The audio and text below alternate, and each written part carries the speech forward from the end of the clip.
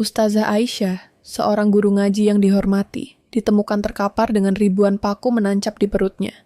Motif dan pelaku penyerangan keji ini menjadi misteri yang membingungkan warga dan pihak kepolisian.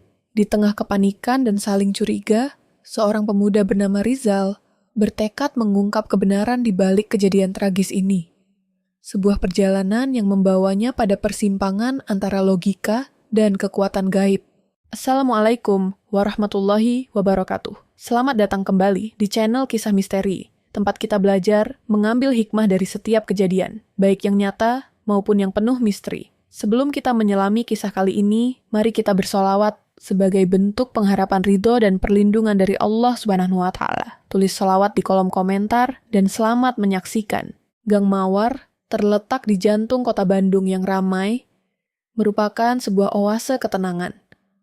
Rumah-rumah beratap genting merah, berderet rapi di sepanjang jalan sempit yang dihiasi pepohonan rindang. Aroma melati dan kenanga dari kebun-kebun kecil di halaman rumah bercampur dengan suara anak-anak mengaji di sore hari, menciptakan suasana damai yang khas. Namun, kedamaian itu tercabik pada suatu malam yang kelam. Malam itu, bulan sabit menggantung rendah di langit yang bertabur bintang. Angin malam berhembus pelan, membawa hawa dingin yang menusuk tulang. Di tengah keheningan yang syahdu, tiba-tiba terdengar teriakan histeris memecah kesunyian. Teriakan itu berasal dari Ibu Fatimah, tetangga dekat Ustazah Aisyah. Warga Gang Mawar berhamburan keluar rumah, bergegas menuju sumber suara. Pemandangan yang menyambut mereka di depan rumah Ustazah Aisyah membuat darah mereka berdesir. Ustazah Aisyah tergeletak tak berdaya di teras rumahnya.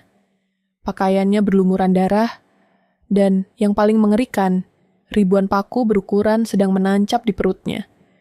Jeritan dan tangisan pecah di antara warga. Beberapa ibu-ibu pingsan melihat pemandangan yang begitu mengerikan. Ustazah Aisyah adalah sosok yang sangat dihormati dan dicintai di Gang Mawar. Ia bukan hanya seorang guru ngaji yang sabar dan telaten, tetapi juga seorang ibu, istri, dan sahabat yang selalu hadir, memberikan dukungan dan nasihat. Kabar mengerikan itu dengan cepat menyebar ke seluruh penjuru kota. Polisi segera datang dan memasang garis polisi di sekitar lokasi kejadian. Tim forensik bekerja keras mengumpulkan bukti dan melakukan olah TKP. Raut wajah para petugas pun terlihat tegang dan bingung. Tidak ada tanda-tanda perampokan, perkelahian, atau paksaan masuk. Pintu rumah terkunci dari dalam, dan semua barang berharga di dalam rumah masih utuh. Motif penyerangan ini benar-benar misterius. Di tengah kepanikan dan kebingungan, kecurigaan mulai merayap di antara warga. Bisik-bisik dan prasangka mulai terdengar. Siapa yang tega melakukan perbuatan sekeji ini kepada Ustazah Aisyah? Apakah ini perbuatan orang dalam atau ada kekuatan gaib yang terlibat? Rizal, seorang pemuda yang aktif di kegiatan masjid dan sangat dekat dengan Ustazah Aisyah, merasakan duka yang mendalam. Ia tidak percaya bahwa ada orang di kampungnya yang sanggup melakukan perbuatan sekeji itu. Ia bertekad untuk mengungkap kebenaran di balik kejadian tragis ini. Malam itu, Rizal tidak bisa tidur. Ia terus memikirkan kejadian yang menimpa Ustazah Aisyah. Ia mengingat setiap percakapan dan interaksinya dengan Ustazah beberapa hari terakhir. Tiba-tiba, ia teringat sesuatu. Beberapa hari sebelum kejadian, Ustazah Aisyah sering terlihat murung dan melamun. Ketika ditanya, ia hanya menjawab sedang tidak enak badan. Namun, Rizal merasa ada sesuatu yang disembunyikan Ustazah. Keesokan harinya, Rizal mulai melakukan penyelidikan sendiri. Ia mendatangi rumah Pak Hasan, suami Ustazah Aisyah. Pria itu tampak sangat terpukul dan kehilangan.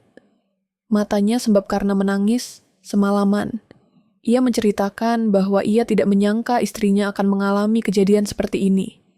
Ia juga membenarkan bahwa beberapa hari terakhir, Ustazah Aisyah terlihat berbeda.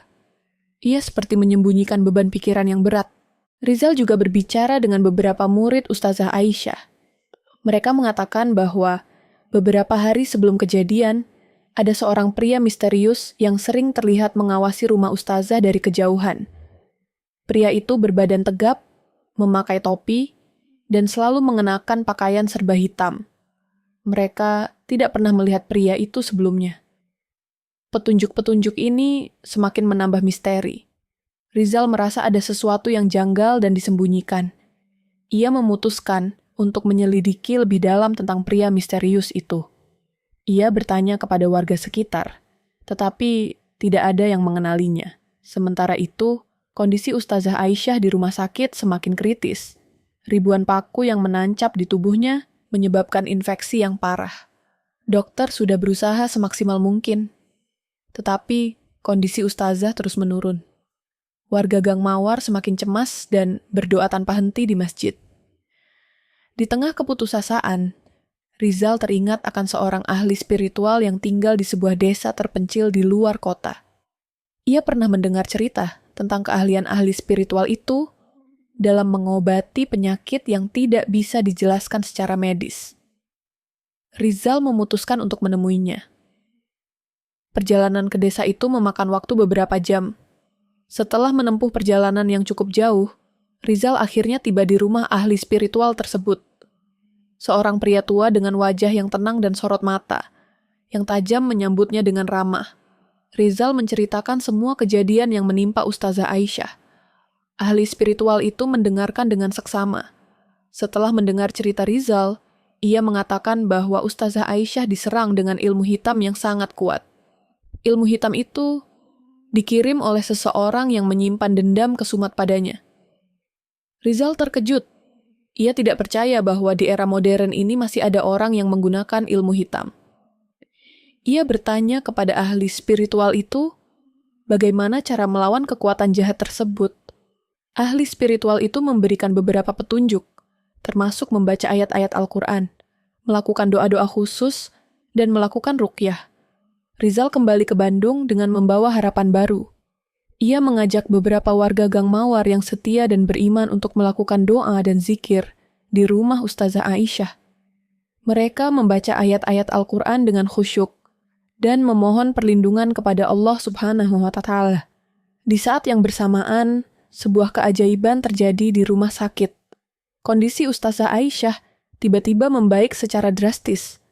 Demamnya turun, infeksinya mulai mereda, dan tanda-tanda vitalnya kembali normal. Dokter yang merawatnya pun heran. Mereka tidak bisa menjelaskan secara medis bagaimana hal itu bisa terjadi.